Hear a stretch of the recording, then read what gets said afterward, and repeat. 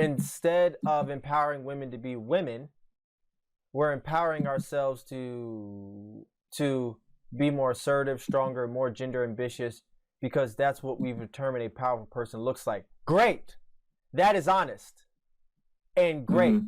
And well, that is what women, the second and third wave feminist movements have strived for. That's what you as women wanted. And us as men, we said, hey, if that's what you want, have it. But that doesn't give an example on why it's good that women want to be men and men don't want to be women. That is the price of having a radical feminist movement, that women do not want to be women. They feel like a powerful person looks like somebody who's very masculinely assertive and masculinely strong, and as she says, more gender ambitious. I wouldn't even say gender ambitious, because, like, for example, if being in a relationship, which we've had experience with, if my significant other was to say, hey, I think we should have more kids, it'll be a great thing for us to have, I would say that's gender ambitious. Yeah. To say, hey, if we have two, that's good, but I think we have another one, that would be even great for our family. That's gender ambitious. So again, a lot of things are not being taken to play. I think it's just an incorrect supposition. Yeah. And my thing is this, I have two questions. My first question is, why you as a woman want to be a powerful person? That'd be the first thing. Why do you want to be a powerful person?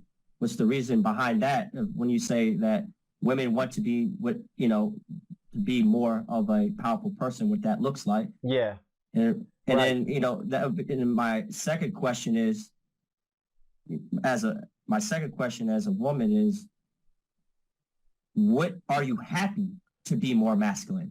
That would be my ultimate question. The second question, does that make you more fulfilled and happier to be more masculine and do these gender, what you say, more gender ambiguous? Does that also create more fulfillment amongst women? Yeah. You know what I'm saying? That would be the question. Like, you asked your question, do you want to be more powerful? And two, do you get fulfillment out of that? Right. Well, obviously, men have been doing it since the beginning of time. So that's us acting in our innate nature. So you acting out of your nature, are you happier? Right. And if the question is not really, then what's the point?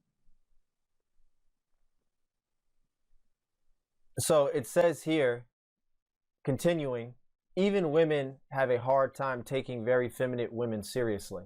Again, great. She's on top. She's on point there. She's on point. But that is a constructive default to what you as women have strived for. The fact that you don't take each other seriously if a woman is being naturally feminine, that's something that you guys have destroyed each other with. So for her to say even women have a hard time taking a very feminine woman seriously, that's on you guys. That's not on us. We still see you guys as women. I disagree with that 100%, because a very feminine woman that's married with children, you guys look up to that. Yes. So you're right. So when it comes to when it does come to some type of hierarchy, which we've used empirical observation to understand this, and when you do tell a young lady, like, what do you know? You're not even married. And why isn't that married women hang out with you? It's always a mouth open, jaw open, like, yeah, you're right. I do feel insignificant without being married. But there is this proclivity when it comes to conversations that are geared towards maybe an economic market, where other women do frown and look down upon feminine women. I mean, we do know that, if a group of women were to say, I'm a stay-at-home mom and I do this and I provide for a great husband who's amazing and take care of a family who I love dearly and I'm just the happiest woman in the world, And then you have then other women in that particular setting who might make six figures or have high income jobs or whatever. They will definitely have this indirect verbal aggression in which they'll use to denigrate the women in the room due to societal norms and convince themselves that they are lesser than. But that type of woman who does that is a type of woman who sees herself as in a masculine competitive market. She sees herself masculinely and competitively. But yet, if you talk to women that have children, no matter how successful they are in their career, they say nothing is better than motherhood. Then amongst women that talk about children, even have baby fever, that don't even have kids, that wish they had kids when they're around these women, and forget everything about their actual economic status and everything, and they look at the actual mother just being with a child. Even women that have the worst relationships still say, I don't regret actually being a mother. So then you talk about these things, and then there's a lot of studies that show that women that actually became lawyers or doctors that did 13 years of schooling and then geriatric pregnancy starts 35, some of them actually regret the fact that they even wasted their time to get a piece of paper. And then there's the biological differences of a man. It's like, yeah, we become doctors not because of the fact that we're like that much more smarter. We don't have a biological time different decay to where if we have kids at 35, it's not that big a deal. You know, so there's women that even talk about, like, if they could do it all over again, they would have actually maybe not pushed high academia and actually maybe maybe just got their master's degree and actually started a family. And then even some of the ones that actually do have and obviously this is, not the most, but it's the ones that I've actually encountered and talked to, and to a small degree, was even saying that even when they had their child, they wish they could spend more time with it and actually took a more part-time position. Purposely put their income on hold just to be around the child more. Yeah. And actually regret the fact that they actually even worked a high full-time job. Now, granted, this is not everybody's situation. These are women that some of the young women strive to be, and these are the ones that are trying to tell their story, saying, hey, maybe that you shouldn't do what I did because I'm actually not that fulfilled. Again, following the masculine way of doing things and becoming in STEM fields and becoming high earners benefit men more than it benefits women. Overall, on a long term, if you're talking about the having a nuclear family, which is like, I think Jordan Peterson, like if after 30, almost 99% of women want to have children. Yeah, that's why it was hard for the law firms when he was hired as a psychologist to try to understand the environment of the why they couldn't keep women inside the law firms, the very important law firms. And a lot of psychologists do these type of works to understand work environments. And yeah, that is a study. That is the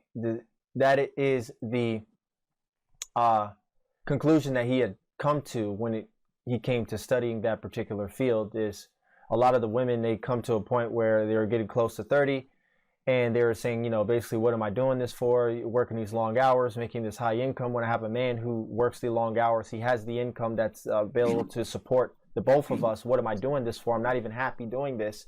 I actually feel more fulfillment and happiness with having a child now that I get older. Time clock's kicking.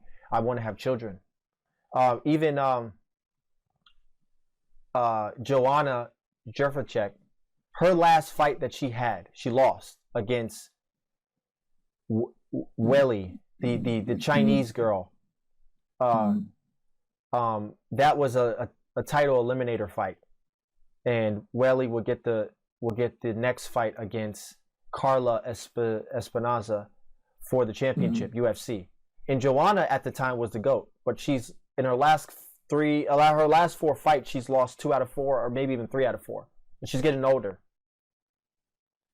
So again, for some reason we got temporarily phased, but I'll just pick back up.